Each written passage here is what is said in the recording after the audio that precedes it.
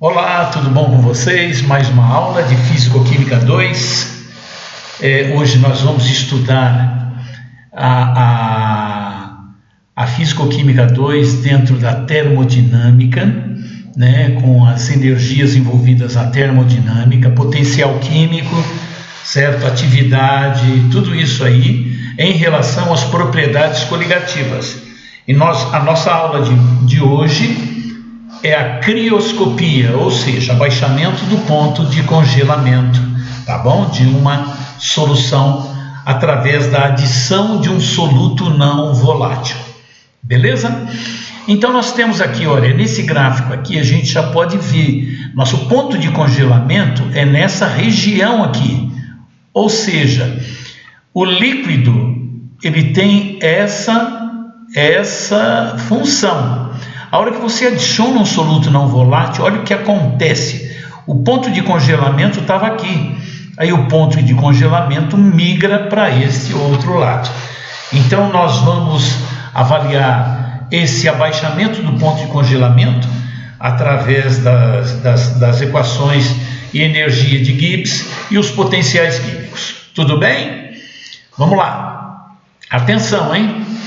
A crioscopia nada mais é do que uma propriedade coligativa, isso que nós vimos, né?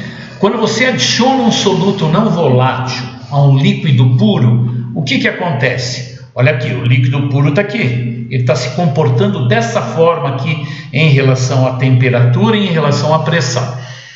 Quando você adiciona um soluto não volátil, olha o que acontece com a temperatura de congelamento. A temperatura de congelamento a uma pressão X, ela diminui, ou seja, você vai ter aqui uma variação dessa pressão, dessa temperatura crioscópica que a gente chama ΔTc. O ponto de congelamento de uma solução, pessoal, ele é sempre menor que o ponto de congelamento de um solvente puro. Isso porque as partículas do soluto, o que acontece? Elas interferem na organização das moléculas do solvente e impedem, né? Ou seja, formam uma película impedindo a sua evaporação. Então você diminui o ponto de congelação ou de congelamento, tá bom? Até formar uma estrutura cristalina sólida, é lógico. Vamos lá. Como eu falei para vocês, nós vamos relacionar com as funções termodinâmicas. E nós já estudamos em aulas passadas o potencial químico.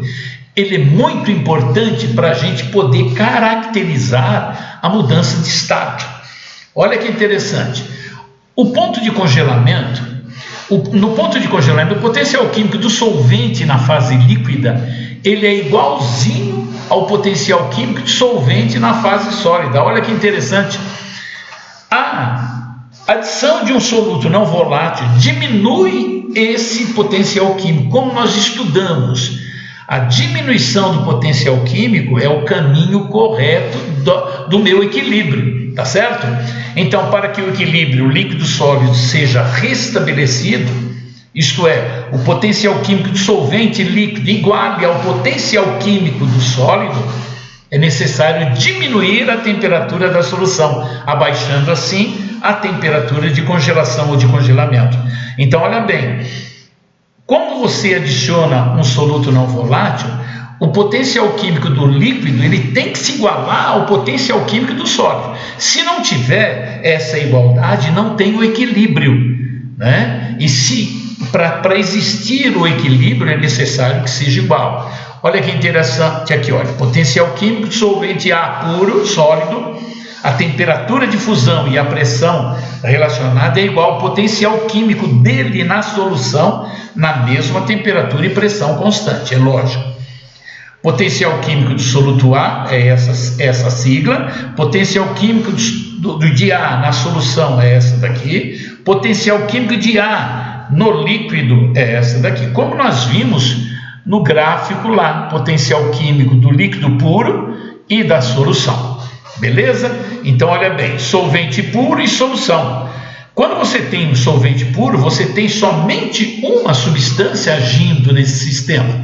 Quando você tem a solução, você já coloca ali um outro fator, que é uma fração molar de alguma substância que esteja lá não volátil. Beleza? Olha que interessante aqui também. Essa equação é a equação de Gibbs, né? Para um sistema ideal, lembre-se disso, não é verdade? O sistema não ideal, a gente adiciona a atividade. Beleza? Continuando. Muito bem. A variação da temperatura de fusão, ela nada mais, ela é definida como uma constante de fusão, que é chamada de constante crioscópica também, certo? A sua molaridade, pessoal, é mol do soluto sobre a massa dissolvente da minha solução. Molaridade.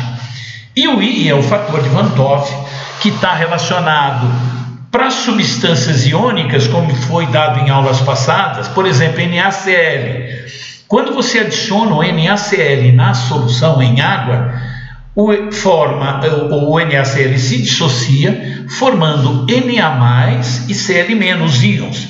Então, o número de partículas, como a minha propriedade coligativa só é modificada através do número de partículas, não do tipo, então nós relacionamos que a substância NaCl, ela tem um fator de Van 't Hoff 2, ou seja, um sobre o Na+, e o outro sobre Cl-.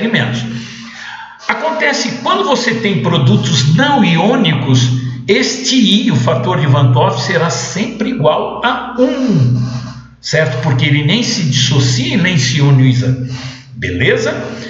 Então, muito bem, discutimos isso aqui. Só que Kf, o que é Kf? A constante, né? Aquela constante, no caso aqui, a constante crioscópica ou constante de fusão. Beleza? Ele é nada mais do que a massa molar do solvente A vezes 1R. Esse R está aqui, é constante dos gases, né? Pode ser utilizado 8,31 se você estiver trabalhando em Kelvin, não é verdade? E se você estiver trabalhando por mol. Agora aqui por joules, mol, Kelvin. Aqui você tem litros, atmosfera, e mol e Kelvin é -1. Cuidado, né? As unidades são muito importantes. Aqui nós temos o que? A temperatura de congelamento do solvente da minha solução puro ao quadrado, dividido pelo ΔH de fusão molar, ou seja, é o ΔH de fusão em relação ao mol, né, da substância A, do solvente A, verdade? Vezes a molaridade de B e vezes o fator de Van 't Hoff, que nós já estudamos aqui no caso do NaCl. Ficou bem claro? Muito bom. Vamos lá, vamos resolver um exercício para a gente poder fazer a aplicação daquilo lá. Olha aí, aqui nesse exercício proposto, a gente faz assim: qual a massa molar de um composto desconhecido se 10 gramas desse composto, 10 gramas nós sabemos o Mzinho, e não a massa molar, dissolvidos em 200 gramas de benzeno, que é o nosso solvente. Abaixe o ponto de congelamento do benzeno de 5,5 graus para 2,3 graus. Ele está te dando aqui o ΔTF. O ΔTF nosso é 5,5 menos 2,3, que vai dar o 3,2. Considere o composto como não iônico. Ele deu essa informação porque você precisa utilizar o fator de Van 't Hoff 1, beleza? Como um composto não iônico. E deu a constante de fusão, que é a constante crioscópica do benzeno, que é 5,12 kg por mol. Beleza? Aqui a gente já calculou o abaixamento do ponto de congelamento, ou seja, o ΔTF. Beleza? Já calculamos aqui. Agora nós vamos calcular a molaridade do soluto. O que é molaridade?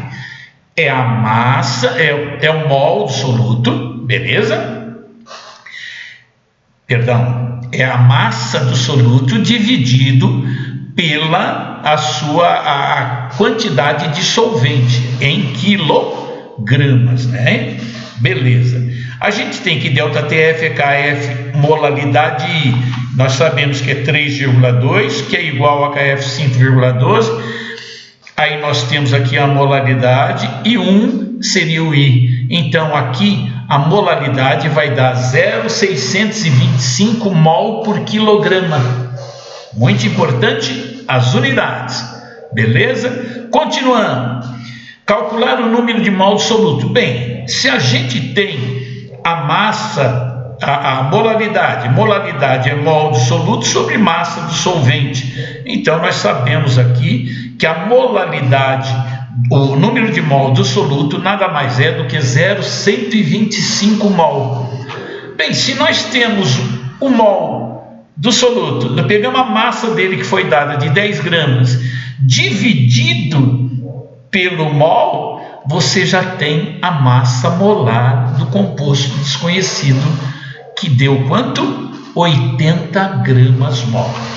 O que é importante aqui? Porque na próxima nós vamos pôr alguns exercícios propostos.